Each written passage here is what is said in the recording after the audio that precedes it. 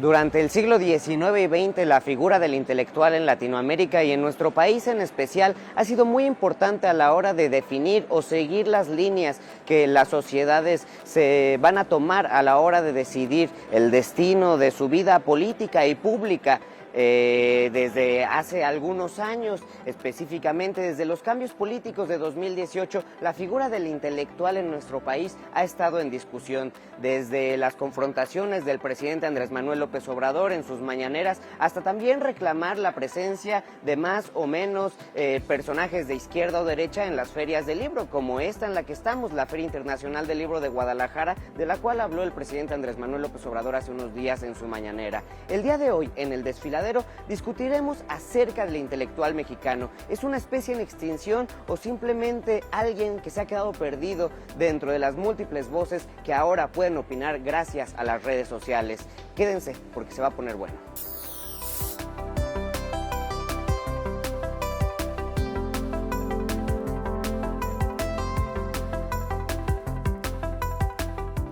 Y para hablar de este importantísimo tema aquí desde la Feria Internacional del Libro de Guadalajara, donde se reúnen los libros y personajes muy importantes de diferentes áreas de esta industria de libros y también del pensamiento y la educación, nos acompañan dos personajes muy interesantes y muy queridos.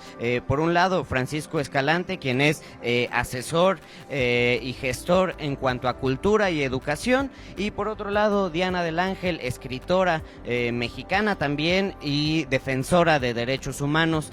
Que nos los logramos robar de sus obligaciones y responsabilidades aquí en la Feria Internacional del Libro de Guadalajara. Es una feria en donde todo el tiempo estamos corriendo. Si ustedes se dan cuenta, pareciera que yo mismo voy corriendo con lo que voy diciendo. Pero vamos a hacer una pausa justamente para hablar de qué significa esto.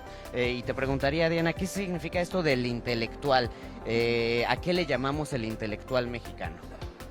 Bueno, pues históricamente el intelectual mexicano es esta figura, ¿no?, que se dedica a reflexionar y a pensar sobre los temas nacionales, ¿no? Y a lo largo de la historia pues ha habido muchísimos intelectuales, ¿no?, tanto hombres como mujeres, ¿no? Quizás dos de los más reconocidos y que son más o menos recientes o de la historia reciente de México pues son Octavio Paz por un lado y por otro lado José Revueltas, ¿no?, que también representan como dos tendencias del pensamiento en México. Justo eso me parecía importante. Ahora, ¿tú cómo definirías, Francisco, a este intelectual? Dijiste dos personajes que me parecen importantes y hasta cierto punto muy distintos, ¿no? Totalmente. Pues muy bien, el espacio de batalla, digamos, el terreno de batalla de los intelectuales es la opinión pública. Los intelectuales se definían o se definen todavía como formadores de opinión pública. El intelectual, digamos, en ese sentido, se asemeja con otras figuras que participan de la esfera pública como el analista político. Pero un analista político no es necesariamente un intelectual, ¿no? Si nos atenemos como a esta figura del origen, digamos, del intelectual en la Francia a finales del siglo XIX con Émile Zola, que quizá es el nacimiento, según Rob Riemann, de la figura de intelectual, digamos, en el espacio público, en la formación de opinión pública, pues los intelectuales debían tener una trayectoria, digamos, a través de, ya fuera académica, ya fuera de escritura, ya fuera artística, y era el prestigio que habían acumulado a través de una carrera larga y exitosa, los que, digamos, por un imperativo moral, los llevaba a asumir un rol público justamente de guiar al resto de la sociedad, en este caso a la sociedad francesa de Émile Zola, pero arriesgarse ellos mismos en meterse en debates donde salían, por supuesto, sumamente raspados, ¿no? Ese era parte del arrojo, digamos, y lo que hacía que estas figuras se convirtieran en faros morales, ¿no? A lo largo del siglo XX hay un desarrollo, un perfeccionamiento de la figura. Ahorita mencionaste dos figuras señeras, digamos, de la tradición mexicana. Podemos pensar en otras figuras de la tradición occidental muy influyentes en México: Jean-Paul Sartre, Albert Camus, los nombres quizá más conocidos. En América Latina, por supuesto, Mario Vargas Llosa, José Ortega y Gasset, digamos, yéndonos un poquito más atrás. Y por supuesto en México yo también incluiría en este momento, por ejemplo, a Gabriel Said, ¿no? De entre las figuras vivas mexicanas, quizá es una de esas que son como un faro de cierto pensamiento, ¿no? Mira, me parece bien interesante, ¿no? Porque ya como que vamos situando más o menos qué significa eso. Y ahí es donde mi pregunta sería, pues entonces, ¿sí estamos ante una crisis del intelectual? ¿Sí hay, sí está en peligro de extinción este personaje? ¿Todavía tenemos personajes así? Porque algo que sucedía mucho, ¿no? Y a la hora de mencionar estos personajes, tanto como Vargas Llosa, como Octavio Paz, como José Revueltas, para mencionar a los que son más cercanos a nuestra geografía y que podemos encontrar rápidamente googleando en internet los debates públicos que había entre ellos, que se dieron entre ellos. ¿Existe eso todavía en nuestro país? ¿Tenemos intelectuales que estén discutiendo al país en el espacio público? Creo que justo estamos en una época de transición, ¿no?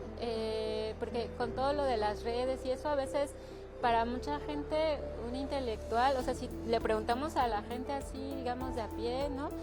A veces te pueden decir como que un intelectual es en realidad alguien que solo está tuiteando mucho, ¿no? O que solo está como muy presente en redes, y entonces pues ahí, digamos, ya no tiene nada que ver esto que decía Francisco, ¿no? Acerca de la trayectoria académica ni de los libros publicados y eso, ¿no? Entonces creo que sí estamos como en una época donde las cosas están cambiando, ¿no? También algo que es importante señalar, ¿no? Es que los nombres que hemos mencionado aquí, que son figuras muy importantes, también ponen de manifiesto la ausencia de nombres de mujeres, ¿no? Digamos, la historia intelectual es una disciplina muy reciente y se ha centrado sobre todo en el pensamiento de colegas varones, ¿no? Pero también falta como revisar ahí qué es lo que pensaron las mujeres, ¿no? Qué es lo que pensaron en términos de los problemas nacionales, ¿no? Para hablar solo de México. Fíjate, es muy interesante porque cuando yo estaba intentando definir el título del programa, del capítulo, quería ser políticamente correcto, ¿no? Eso me iban a reclamar acá los compañeros de producción porque hubiera salido muy largo el título. Él y la intelectual mexicana, una especie en extinción. Sin embargo, es muy interesante porque sí, siempre hemos pensado en el intelectual mexicano y nuestros referentes son absolutamente masculinos, que tiene que ver también, yo supondría, con una línea editorial muy marcada, ¿no?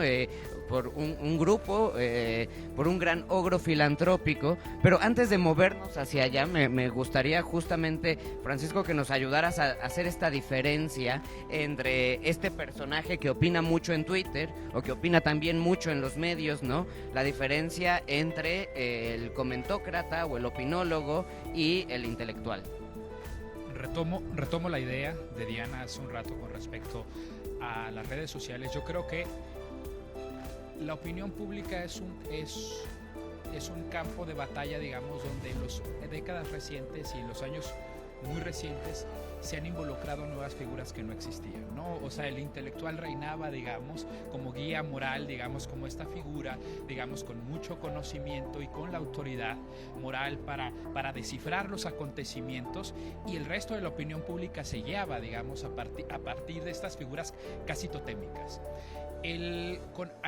Con el paso de los años lo que hay es una especialización del conocimiento. Luego surgen los analistas políticos que ya no tienen, digamos, ya no arriesgan su prestigio adquirido por una obra en opinar o debatir públicamente, sino que crean su prestigio en dedicar su carrera profesional y tiempo completo a opinar y a aparecer en diferentes espacios públicos, ¿no? Hay una cuestión diferente de origen entre una figura y otra, pero eso, digamos, sigue siendo un modelo muy siglo XX, hacia finales del siglo XX, quizá, cuando los analistas políticos empiezan a tener este protagonismo, particularmente en México, ¿no? En cuanto se da la época de mucha más competencia electoral, democrática, de consolidación democrática, es cuando los analistas políticos empiezan a tener también este rol, pero luego surgen otras figuras, ¿no? Por ejemplo, me regreso un poquito más, los periodistas mismos tienen un papel ante la opinión pública y los medios de comunicación, ¿no? Pero ya en el siglo XXI surgen precisamente los influencers productos de las redes sociales que disputan la atención de la población, de la sociedad. Entonces, al disputar la población, ellos también la atención están haciéndose, digamos, de múltiples seguidores, están opinando con conocimiento o no de un tema en particular, pero con el derecho que tienen como ciudadanos para opinar, lo hacen, y eso es plenamente legítimo. Entonces los intelectuales, digamos, no es que vayan a desaparezcan o vayan a desaparecer, sino se enfrentan, digamos, a que la atención tiene múltiples canales, y en ese sentido es donde tienen que encontrar un espacio y aprender a comunicarse con la sociedad, particularmente con las generaciones más jóvenes, a través de los mecanismos y los lenguajes con los que ellos están dialogando. Dijiste algo que es muy interesante sobre la autoridad moral, y quiero que pasemos a actualizarnos o movernos un poquito a 2018 con las figuras totémicas de la intelectualidad mexicana y con el cambio político que se da recientemente con la irrupción de López Obrador en la presidencia. Hay una mañanera y por 2019 en donde López Obrador, discutiendo y peleándose con muchos intelectuales, de hecho una herencia de lo que fue la revista Vuelta, ¿no? Importantísima para la difusión de intelectuales mexicanos y de toda América Latina, ¿no? Esa revista dirigida por Octavio Paz, en donde empieza a presentar los pagos hechos por el gobierno a las revistas, ¿no? Con lo cual es atacar también esa autoridad moral y desde dónde está anunciando el intelectual. Y eso tiene una difusión masiva por un universo, por un medio que López Obrador utilizó mucho y utiliza mucho, que son las redes sociales, ¿no? Esta irrupción a la hora del debate y de la autoridad moral. Y era lo que estábamos diciendo. Entonces, ahora, ¿cómo podríamos definir y dónde podríamos encontrar al intelectual? ¿Cómo escoger cuál es un intelectual y cuál es alguien que está con una agenda propia, ¿no? ¿Cómo no confundirnos? ¿Cómo...? Los intelectuales son un punto de referencia, o deberían de serlo, ¿no? Pero ¿cómo no perdernos? ¿Cómo no extraviarnos? Pues yo creo que hay algo que también ha puesto en crisis justo esta figura del intelectual, y que tiene que ver mucho con lo que tú, o sea, con ese proceso, ¿no?, que tú estás recordando ahora, es que también durante mucho tiempo esta figura del intelectual orgánico, ¿no?, sobre todo se vio de parte de la gente, digamos, que está como, que pone el cuerpo, ¿no?, para hacer las cosas, como con cierto recelo, ¿no? O sea, como de, bueno, si nosotros estamos aquí haciendo las cosas y ellos solo están pensando, entonces pues también ahí vino, pues sí, un cuestionamiento, ¿no?, a esas figuras. Y entonces yo creo que ahora algo que está padre, ¿no?, de que la opinión pública sea un espacio en donde todas podemos intervenir, es justamente que se pueden hacer estos cuestionamientos de una manera mucho más horizontal, ¿no?, que antes. Y eventualmente creo que también nuestro concepto y nuestra manera de ser intelectuales va a cambiar. O sea, no tiene que ser como lo era en el pasado, ¿no? O sea, quizás yo mencioné, por ejemplo, a Paz y a Revueltas, pero son dos figuras de intelectuales totalmente distintos, ¿no? O sea, Revueltas era un intelectual, pero también era una persona que hacía cosas, ¿no? Y quizás como yo por mi formación pues obviamente estoy mucho más orientada hacia ese tipo de intelectual que representaba Revueltas, ¿no? Y creo que esa es una figura que se puede construir en el contexto actual, ¿no? Por la apertura en las redes sociales, pero también pues por la apertura de muchos otros espacios, ¿no? ¿Cómo ves esta irrupción en los medios, esta variedad, digamos, de espacios en los que puede participar no el intelectual aprobado por un grupo, sino más personas? ¿Es beneficioso? ¿Es bueno eso? ¿O nos lleva a una confusión más importante? Respondiendo a la pregunta de manera específica, yo creo que en una sociedad que aspira a ser democrática y a ser igualitaria, a ser más horizontal, como dijo Diana, en vez de ser más vertical, es positivo y lo debemos ver como un gran síntoma que se multipliquen los espacios para opinar y que la opinión de cada uno de los ciudadanos tenga una cabida, digamos, ¿no?, en el espacio público, en la construcción de la opinión pública en general. En ese sentido, los intelectuales no tendrían por qué temerle a al surgimiento de las redes sociales o de nuevas, digamos, mecanismos que surgirán en el futuro, o a la emergencia de nuevas figuras como los influencers, ¿no? que vienen a disputarles la atención del público. Básicamente es la atención la que disputan, porque ellos opinan desde trincheras muy distintas y con formas y estrategias muy distintas. Me pareció sumamente interesante ahorita que mencionaste la desacralización de la figura del intelectual, en este caso de parte del propio presidente, ¿no? Desde el día 2 del surgimiento de la figura, digamos, del actor social de la intelectual, se dio un fenómeno que lo acompañó, los abajofirmantes, lo que conocemos como los abajofirmantes.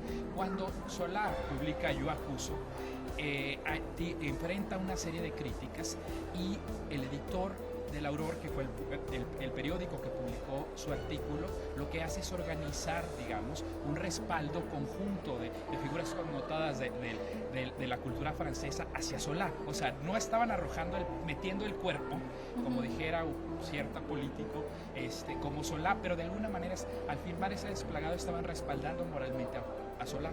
Ahora lo que hemos visto es que un partido político utiliza como estrategia que figuras, digamos, destacadas y que están en el poder firman desplegados de manera continua a la manera de los intelectuales, pero entonces le están disputando a los intelectuales ese terreno que era exclusivo durante 150 años prácticamente, un poquito menos, 130 para ser mucho más específicos, a la figura del intelectual. Eso, los abajofirmantes, era muy común en la figura intelectual. Quizá el caso Padilla sería el más paradigmático en América Latina durante el siglo XX. El caso Padilla, Cuba. Es que estamos también en un espacio donde se da a las confusiones. Sí. Mira, es bien interesante lo que estabas diciendo. Entre los influencers y los abajofirmantes, yo me quedaba pensando también en una cosa que creo que la discusión del intelectual exige y exigía mucho, y ahorita a ver qué piensas tú, Diana, que es el profundizar en los temas, el discutirlos. Sin embargo, creo que a veces esta lógica de ser un activista, por así decirlo, o un influencer de buenas causas, nos hace tener una causa hoy y otra causa mañana y otra causa pasado mañana, porque son diferentes los temas que van apareciendo, pero que no profundizan nunca, sí, ¿no? Entonces no se llega a dar el debate. Las discusiones de Twitter son eso, ¿no? Entonces se puede dar el intelectual o la figura o el papel que desempeña el intelectual en nuestro país en la vorágine del discurso, de la discusión. Fíjate que ahorita yo estaba pensando cuando preguntabas de qué manera podríamos como no equivocarnos, ¿no? Digamos, o sea, como la gente se puede dar cuenta, ¿no? De quién sí es un intelectual o así. Y tiene mucho que ver con esto que decías, ¿no? Porque de pronto yo he visto personas, no voy a decir nombres, pero personas que digamos tienen una formación académica y pues muy importante, que forman parte del Sistema Nacional de Investigadores, ¿no? O sea, y que luego comparten fake news, ¿no? Y yo digo, bueno, no es posible, o sea, no es posible que no pudo abrir, dar clic, ¿no? Para ver qué es lo que decía, y justo solo un poco como por seguir con la corriente de lo que se está comentando en ese momento, ¿no? Entonces, si eso pasa, digo, con personas que están acostumbradas a investigar, pues imagínate cómo va a suceder con otra... pues sí, con otro tipo de público, ¿no? Entonces yo creo que algo que sí es bien importante pues es checar la información, ¿no? O sea, aunque estés solo en internet, digamos, aunque no te vayas a otras fuentes, pero que estés solo en internet, pues checar que eso no sea, o sea, porque la gente luego se va por el desplegado o por el encabezado, ¿no? Y lo digo, por ejemplo, mucho es de lo que se hace en contra de Andrés Manuel, ¿no? O sea, hay gente que solo le da clic porque está en contra de Andrés Manuel. Y dices, bueno, o sea, primero abre el sitio y ve si lo que se está diciendo es real, ¿no? Porque muchas cosas pues, sabemos que no son reales, ¿no? Y entonces, pues yo invitaría pues a las personas que nos ven, pues a que siempre, cuando menos le den clic a eso que están viendo, ¿no? Para ver si sí es verdadero. Y esa es como una manera de ir generando un diálogo mucho más informado, no solo como avivar lo que se esté discutiendo en ese momento, ¿no? Pero sin fundamento. Hace unas semanas teníamos una mesa hablando y discutiendo sobre los medios de comunicación, ¿no? Y Daniela Pastrana decía muy bien que para evitar caer en fake news, pues simplemente viéramos si la información o lo que nos estaba llegando estaba dirigido hacia nuestros sentimientos o hacia nuestra capacidad de análisis, ¿no? Que claro. podría ser un inicio de analizar este fenómeno, y ahí me parecería muy importante justo combinarlo con una cosa, ¿no? Que es que hay que tener una opinión de todo el tiempo. Y eso es algo que yo creo que existía y que algunos intelectuales podían diferenciar en algún momento, no tener que hablar de todo. No tienes por qué tener una opinión de todo, ¿no? Y justamente esta transición, no sé, entre el opinador, el comentarista, el tertuliano, pues nos aleja tal vez de esta especialización y profundidad de pensamiento que pudiera tener un intelectual. Como bien señalas, los intelectuales, digamos, los intelectuales clásicos, pues, elegían sus batallas, ¿no? Porque además, como no era su única función y estaban desarrollando una obra, tampoco, a veces estar en todas las batallas consume mucho tiempo y consume mucha energía y desgasta mucho. Ahora se da un fenómeno, como bien señalas, Israel, que algunas figuras que están en la construcción de opinión pública, para retomar ese mismo término, están opinando de todo. Entonces resulta imposible que en algún momento, al sumarse a todas las batallas, no caigan en contradicciones, porque se van a contradecir de manera natural, digamos, una agenda con la otra. Otro fenómeno que se da es la radicalización. A mí me pareció muy lamentable, por ejemplo, inteligencias a las que yo he admirado por muy largo tiempo, verlas en este momento radicalizarse, retuitear, digamos, o darle voz a propagandistas de uno u otro lado, cuando es evidente que esas personas están haciendo propaganda. Mi gran pregunta o mi sorpresa es por qué esas personas con esa inteligencia, con esa formación, se prestan a seguir, digamos, algo que definitivamente tiene una agenda y tiene intereses detrás, ¿no? Pero creo que ahora es difícil también que las propias figuras que están en la arena pública creando opinión no caigan, digamos, en esos juegos de manera constante. Hace unos meses, debatiendo con un amigo, era la duda, ¿no? De si pueden existir intelectuales de derecha y de izquierda, ¿no? Yo tenía una idea, ¿no? La mía, la personal, de un intelectual pues tiene que tener un compromiso con la sociedad, y parte de eso pues te lleva a buscar un bien común, ¿no? Y eso pues te va orillando a un lado, ¿no? Entonces, en esta onda, porque creo que todos tienen intereses, ¿no? La cosa es qué tan sinceros, qué tan genuinos son esos intereses, ¿no? De acuerdo a las diferentes agendas, se vale, puede haber intelectuales de izquierda y de derecha, de todos los sabores, de todos los tamaños. ¿Los tenemos actualmente? Yo creo que sí los tenemos. Creo que la cuestión es que no todos tienen la misma apertura, digamos, ni la misma exposición en medios, ¿no? Es decir, sabemos que pues hay medios de comunicación que están mucho más abiertos a recibir cierto tipo de opiniones, ¿no? Y de pronto, si pensamos, por ejemplo, en intelectuales, ¿no?, de pueblos originarios, pues no tienen el mismo alcance que va a tener una persona que tiene acceso a los medios masivos de comunicación, ¿no? Entonces, sí creo que pueden existir y que existen, ¿no?, intelectuales de distintas posiciones ideológicas, ¿no? Y creo que eso es muy saludable, porque también eso permite a quienes estamos desde afuera, pues conocer esas otras formas de pensar, ¿no? Esta aparente democratización, digamos, de los medios, del correr de la información, digo, aparente a través de la internet, nos ha acercado justo a estos diferentes intelectuales, ya sea con causas menos famosas, menos exitosas, o bueno, no sé si exitosas, menos famosas, que pegan menos o que tienen menos micrófonos cerca de ellos? ¿Se puede, estamos entrando a una democratización de esos debates, o también tiene que ver con ciertos intereses, nada más? Yo creo que finalmente los intelectuales, digamos, que tienen una formación más tradicional, o sea, aquellos que ya son de generación, que tienen en la esfera pública mucho más tiempo, siguen asumiendo los temas que solían asumir hace 25, 30, 40 años. Por supuesto, las sociedades han evolucionado y no necesariamente le prestan la misma atención, ¿no?, a esos temas.